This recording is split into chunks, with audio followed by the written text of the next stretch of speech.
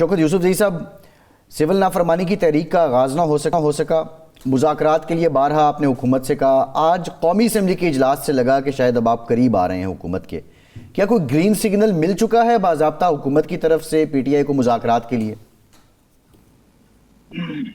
بسم اللہ الرحمن الرحیم۔ دیکھیں یہ تو گورنمنٹ کی رسپانسبلٹی ہے نا کہ وہ کیا چاہتی ہے، کیا ملک کے اندر امن و امان چاہتی ہے یا نہیں۔ یہ جو بات ہو رہی ہے کہ جی معیشت خراب ہے، اس کو ٹھیک کرنا ہے، تو اس کو ٹھیک کرنے کے لیے تو لازمی ہے کہ آپ کی ملک کے اندر سیاسی استحکام ہو۔ تو اگر مذاکرات نہیں کرنا چاہتی تو ڈیفینیٹلی پھر احتجاج ہی ہوگا اس ملک میں۔ تو سیاسی استحکام لانے کے لیے مذاکرات کرنا بہت ضروری ہے۔ اب حکومت دیکھے اپنے ٹون کو ٹھیک کرے، رویے کو درست کرے۔ جس انداز میں وہ دھمکیاں دیتے ہیں، جس انداز میں وہ بات کرتے ہیں، تو وہ تو کسی طریقے سے وہ ایکسیپٹیبل نہیں ہے، اور بار بار کہتے ہیں کہ جی ہمیں دعوت۔ شوکت صاحب، حکومت تو ہمیشہ کہتی ہے کہ جب جناب عمران خان صاحب نے بطور وزیر اعظم حلف اٹھایا، اس وقت جناب شہباز شریف صاحب نے بطور اپوزیشن لیڈر ان کو مذاکرات کی دعوت دی، مساق معیشت کی دعوت دی۔ جب وہ وزیر اعظم بنے انہوں نے پھر اپوزیشن سے کہا، لیکن اس پر عمر ایوب صاحب نے ایک دھواں دھار تقریر کی اور انہوں نے کہا کہ آپ تو مینڈیٹ چوری کر کے بیٹھے ہیں، آپ سے کیا مذاکرات ہوں گے۔ تو الزام تو ان کی طرف سے آپ پر ہے کہ مذاکرات میں آپ سنجیدہ نہیں ہیں، اور آپ کہتے ہیں کہ جی ہم آپ سے مذاکرات نہیں کریں گے، کسی اور سے مذاکرات کریں گے۔ تو آج شیر افضل مروت صاحب کی جو ٹون تبدیل ہوئی اور بڑی ٹھنڈے میٹھے انداز میں وہ بات کر رہے تھے، اور دوسری طرف خواجہ آصف کی جو تھا لب و لہجہ بھی تبدیل ہوا تھا، تو اس کے پیچھے کوئی ہوم ورک ہوا ہے، اس کی وجہ سے ہے، یا آپ بھی تھک گئے اور حکومت بھی تھک گئی ہے؟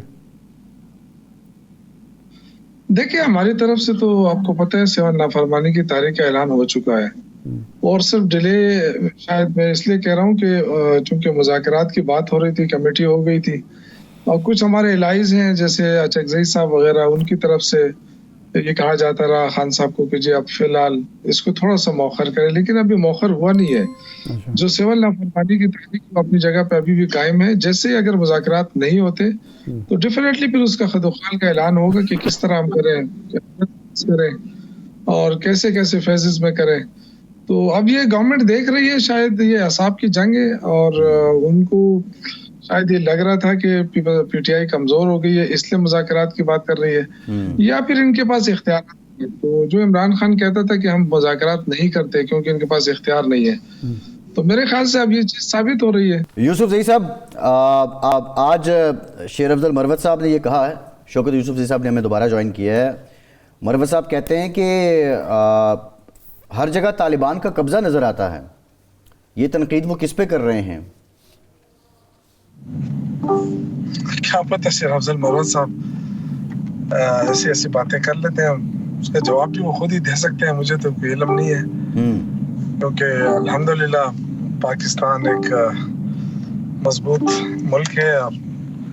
ہاں یہ ہے کہ سیاسی استحکام نہیں ہے، یہ بات میں مانتا ہوں، اور سیاسی استحکام کے لیے لازمی ہے کہ اس پہ کام کیا جائے، اور گورنمنٹ جو اپنے رویے پہ ذرا نظر ثانی کرے۔ اور مشکلات ہیں، بہت زیادہ مشکلات ہیں، معاشی مشکلات ہیں۔ یہ جو بار بار کہتے ہیں کہ جی سنگل ڈیجٹ پہ آ گئی ہے مہنگائی اور اب مشکلات ختم ہو جائیں گی، پتہ نہیں کون سا سنگل ڈیجٹ ہے، یہ کہاں سے فارمولا انہوں نے نکالا ہے کہ لوگوں کو یہ کہیں گے تو لوگ مطمئن ہو جائیں گے۔ ابھی بھی لوگ بازاروں میں جاتے ہیں، تیل کی قیمت دیکھیں، چاول دیکھیں، آٹا، دال ہے، لوگ پریشان ہیں، یہ پوچھتے ہیں کہ یہ سنگل ڈیجٹ کیا ہے۔ تو اب یہ لوگوں کو کب تک اس چیز پہ دھوکے میں رکھیں گے کہ جی مہنگائی کم ہو گئی ہے۔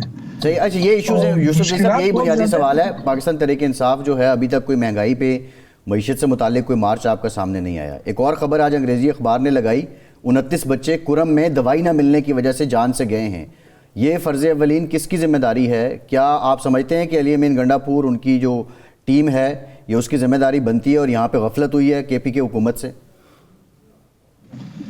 دیکھیں یہ تو دیکھیں سب کی رسپانسبلٹی میں آتا ہے نا، تو وفاقی حکومت کو اسلام آباد کے لیے تو نہیں ہوتی ہے۔ یہاں پہ دیکھیں علی امین گنڈا پور صاحب نے یہ کیا ہے کہ آپ نے ہیلی کاپٹر دیا تھا، اور ہر دوسرے دن وہ میڈیسن پہنچاتا ہے، پھول بھر کے جاتا ہے، اور 60 لاکھ 50 لاکھ 70 لاکھ کی کھیپ جاتی ہے میڈیسن کی۔ تو ظاہر ہے ڈیفینیٹلی اتنا بڑا واقعات ہوئے تھے, وہاں پہ مشکلات تو تھی, تو اس میں وفاقی حکومت کو بھی تھوڑا سا اپنا رول ادا کرنا چاہیے تھا. بدقسمتی سے وہ صرف اور صرف پی ٹی آئی کو کرش کرنے پہ لگی ہوئی ہے اور یہ دیکھ رہی ہے کہ حکومت سے کیا غلطیاں ہو رہی ہیں. اس کے علاوہ تو مجھے نہیں لگ رہا ہے کہ کوئی وہ دلچسپی لے رہے ہیں خیبر پختونخوا کے اندر. جو اے پی سی بلائی انہوں نے, وہ بھی اس لیے بلائی تھی کہ صرف خیبر پختونخوا کی گورنمنٹ کو بتایا جائے کہ کوئی کام نہیں ہو رہا. حالانکہ میں چیلنج کرتا ہوں ان کی حکومتوں کو جو پنجاب میں, سندھ میں, بلوچستان میں, یہ پرفارمنس کے لحاظ سے ہمارے ساتھ بات کریں. میں بالکل ایک دن آپ بتائیں, میں تیار ہو کر آؤں گا, میں ان کو بتاؤں گا کہ ہم کیا کر رہے ہیں اور یہ انہوں نے کیا کیا. نہیں, یہ جو 29 بچے گئے ہیں, یہ کس کی ذمہ داری ہے؟ اس کی ذمہ داری کس پہ ڈالی جائے یوسف زئی صاحب؟ پرائمریلی تو 18ویں ترمیم کے بعد صحت صوبائی حکومت کی بنتی ہے ذمہ داری, اور وفاق پہ اگر آپ ڈال رہے ہیں تو وہ کیسے, ان کی کیسے بنتی ہے؟ نہیں, میں کسی پہ نہیں ڈال رہا ہوں. ظاہر حالات وہاں پہ ایسے ہیں کہ آپ کو پتہ ہے زمینی راستے بند تھے اور اس کے لیے پوری کوششیں ہوئی. آپ کو پتہ ہے کہ اس پہ کافی کوششیں کی گئی. ابھی بھی 125 رکنی وفد وہاں بیٹھا ہوا ہے, کوشش ہو رہی کہ مستقل امن قائم کرے. یہ ہم سب کی ذمہ داری ہے. میں بالکل اس سے کوئی بری ذمہ اپنے آپ کو نہیں قرار دے سکتا ہوں, لیکن ڈیفینیٹلی ان لوگوں کی بھی ہے جو متعارف ہیں, جو اس وقت لڑائی کے موڈ میں ہیں اور ان کو کوشش ہو رہی ہے کہ جی وہ آپس میں نہ لڑے. اچھا, یہ سب کی ذمہ داری بنتی ہے. یہ فرمائیں مولانا, جو آپ اتحاد کی, سیاسی اتحاد کی کوشش کر رہے تھے, اس میں کہاں تک کامیاب ہوئے؟ کوئی رابطے مزید ہوئے؟